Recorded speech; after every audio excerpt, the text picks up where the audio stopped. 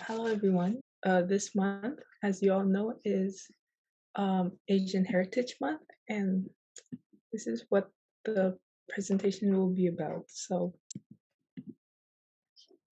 this is a quote from Yuri Kochiyama, who is a human rights activist, and it says, "Unless we know ourselves and our history, and other people and their history, there is really no way that we can really have a positive kind of interaction where there is real understanding."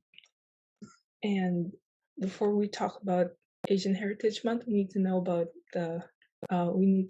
Asia, the continent. So it has 48 countries, 2,300 languages, 17 major religions, 100 ethnic groups. And fun fact, Asia is where all major religions were created, including Christianity, Buddhism,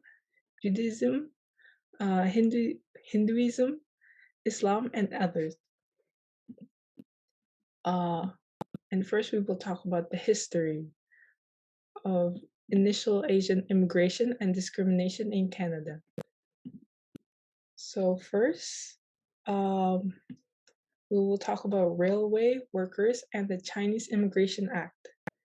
It happened in 1881 to 1884, where over 17,000 Chinese immigrants arrived in Canada to help build the Canadian Pacific Railway. They and other immigrants were an essential part of the railway construction.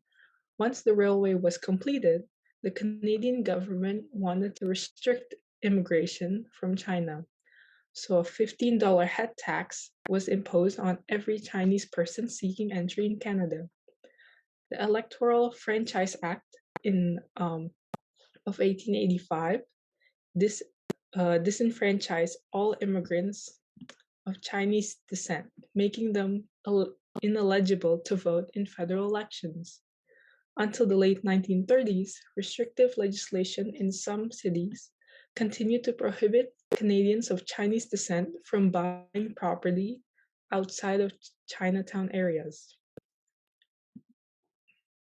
The next topic is Japanese internment camps. And during World War II, Japanese Canadians were classified as enemy aliens and were forcibly confined as a response to Japan's involvement in the war.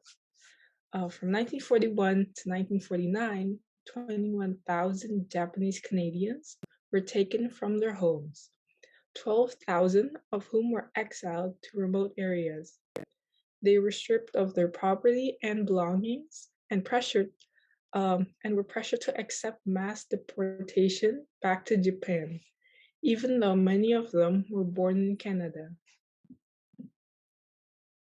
The next is Yellow Peril propaganda.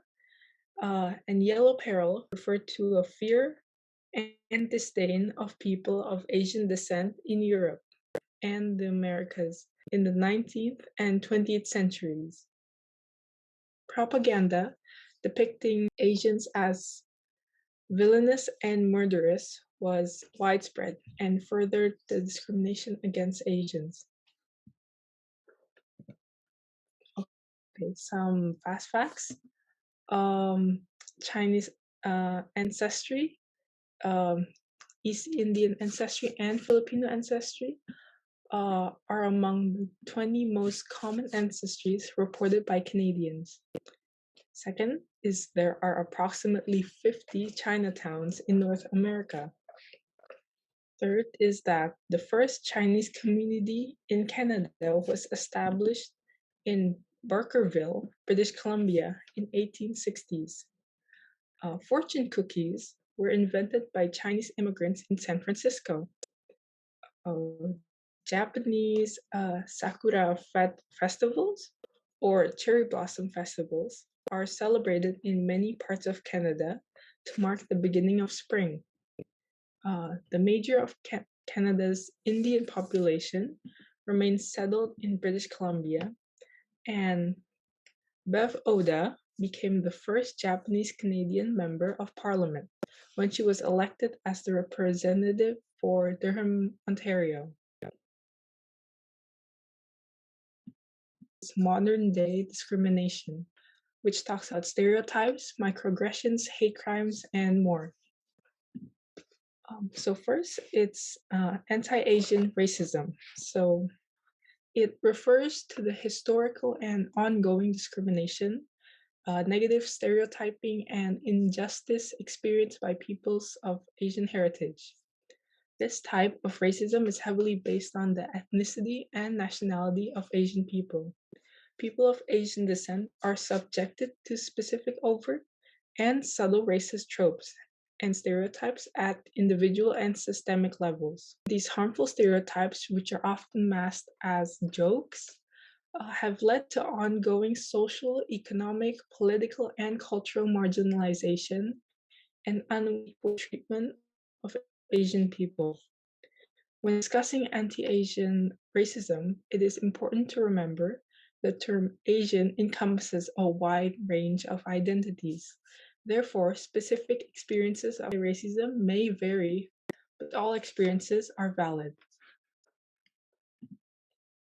Next is stereotypes and microaggressions. So people of Asian heritage are often subjected to online hate and racist portrayals in the media due to stereotypes. This includes perceptions of being a yellow peril, a perpetual foreigner, a model minority, exotic, or even mystic. Unfortunately, many films and TV shows reinforce these stereotypes. Many API is Asian and Pacific Islander, characters are heavily sexualized and exoticized or speak with exaggerated accents and or with limited English. Model minority stereotype. The myth of the model minority is one of the most harmful stereotypes as it does real damage to all people of color.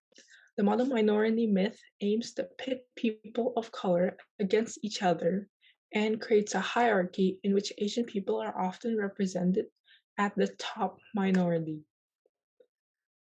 This is extremely harmful as it causes society to invalidate the experiences of racism faced by people of Asian heritage, hence, allowing individual and systemic racism to continue.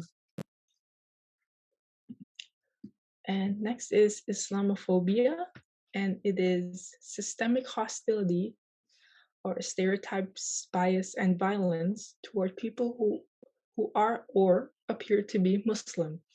Since 9/11, Islamophobia has skyrocketed.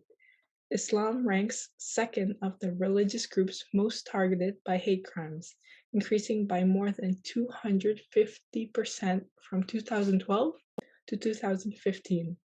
A 2016 report showed that 1/3 of the Muslim community in Canada had reported experiencing discrimination in the workplace or in public settings. The Islamophobia Quebec secularism laws. Quebec has passed multiple religious neutrality laws, including Bill 62, that requires people receiving some public services to uncover their faces, and Bill 21 that bars public sector employees from wearing religious symbols. These laws have been criticized for discriminating against religious minorities, particularly Muslims, who may express their faith by wearing head or face coverings, whereas something like a cross, which represents Christianity, can be easily hidden. These laws have caused multiple people of religious minorities to be fired, demoted, or denied access to certain public places. Increased harassment during COVID-19. Unfortunately, the COVID-19 pandemic has worsened the xenophobia toward Asian and Pacific Islander communities. Xenophobia is discrimination against immigrants. Incidents of anti-Asian racism are on the rise more than ever. Since the start of the pandemic, Statistics Canada reported the number of visible minorities who experience harassment or attacks based on their race, ethnicity, or skin color has tripled compared to the rest of the population. The largest increase has been among Chinese, Korean, and Southeast Asian individuals. Third is influential figures. These include significant Asian Canadians and Americans throughout history and today. The first person we'll be talking about is Irene Uchida. I hope I said that correctly. She was an English student at UBC, during which she worked to advance the rights of Japanese Canadians. In 1941, she was forced into an internment camp. Within the camp, she opened a school for children and acted as the teacher and principal through 1944. By 1946, she completed her English degree and went on to later become a geneticist, pioneering the field of cytogenetics in Canada. Next is Baljit Sethi. She was born in 1943 in India and immigrated to Canada in 1972. Once in Canada, she worked as a family counselor and a settlement counselor at the Immigrant Services Society of British Columbia. After that, she founded the Immigrant and Multicultural Services Society in 1976, who provided new immigrants with multicultural and anti-racism programs. Next is Dr. Theresa Tam. You probably see her often in the news, and she is Canada's current Chief Public Health Officer. She's helping to manage COVID-19 in Canada, as well as other diseases such as SRAS, H1N1, and Ebola, and has worked towards the eradication of polio. Anna May Wong. She is recognized as the first Asian American movie star. Born in LA in 1905 as Wong Liu's Song, and Anna May Wong became her stage name later. She left US to work on stage in Europe because it was difficult getting lead roles due to her race. Larry Itliong. He moved to United States from the Philippines when he was a teenager. He is an advocate for farm workers' rights while traveling to different states. He organized the Delano Grape Strike in 1965, which led to the creation of the United Farm Workers. Allyship. After listening to this presentation, you might be wondering how we can be better allies and take action and create change. So, allyship, the do's and don'ts. For the do's, we do have to appreciate elements of other cultures rather than appropriating them. If you witness a microaggression or act of harassment, you have to speak up. Educate yourself about Asian history and news. And if you're not sure how to pronounce someone's name, ask them and make an effort to do it correctly. And the don'ts, which include assuming someone's ethnicity, nationality, or citizenship status based on what they look like, using the word Oriental to describe Asian people, and generalizing all people of the same ethnic or religious group. And what if you see someone being harassed? If you do, use the 5 Ds of bystander intervention.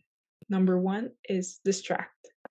Starting a conversation with the person being harassed about something unrelated can de escalate the situation. Number two is delegate. Find help from a position of authority or ask if someone nearby uh, can find someone to intervene. Number three is document. If you feel safe to do so, film the encounter. Then give the footage to the people being harassed. Let them decide if they would like to give it to the police or post it online. Number four is delay. Wait and check in with the person to make sure they're okay before you leave. Number five is direct. If you feel safe doing so, create a boundary between the person being harassed and the harasser by telling them to stop, then turning your attention back to the other person. Right to Be, formerly known as Hollaback, is a global organization whose mission is to stop all forms of harassment and offers free bystander intervention training. And these are resources if you would like further learning about the topic. And thank you for listening.